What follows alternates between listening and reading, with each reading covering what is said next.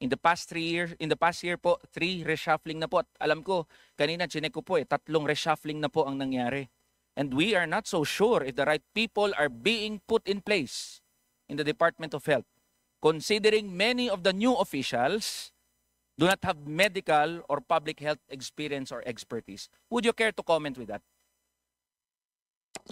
Hindi po ako ang appointing authority ng Yes Director po. 3. I to understand, Secretary, that you are not the Undersecretary po. appointing authority, but you are the Secretary. You must know kung ano po ang nangyayari sa ahensya. I have to ask this because marami rin po ang gustong malaman to. Are you aware that career officials such as Yusek Vergere, senior career officials Ronquillo and Bravo were removed from Department of Health? Natanggap ko na lang po yung paper. Natanggap nyo na lang po. Yung ano po natanggap nyo, Secretary? The paper declaring that their appointment as undersecretary has expired. Alam niyo po, Mr. Secretary at sa ating mga kasama dito, mga career officials po natin, may security of tenure po yan.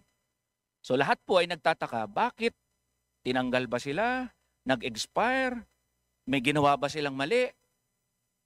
So nais po naming malaman from your department kung ano po ba talaga ang real score, kung bakit walang balita, walang impormasyon, career officials na tinitiyak ang kanilang security of tenure sa ating mga batas, bigla na lang po nawala sa Department of Health.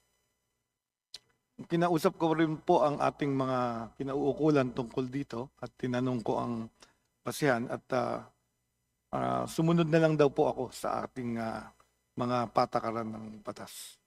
So binabanggit niyo po, sumunod na lang po sa ano po yung Secretary? Patakaran po ng batas. So may nagbanggit na lang po sa inyo na sumunod na lang sa mga patakaran ng batas. Okay po. Maraming salamat po. That's on record, Secretary. Alam niyo po kung bakit namin to tinatanong? Dahil kayo po ay humihingi ng budget sa Kongreso. At kailangan pong matiyak ng Kongreso na ang bawat sentimo na inilalagay po sa inyong kagawaran ay ginagastos ng maayos at competent leadership.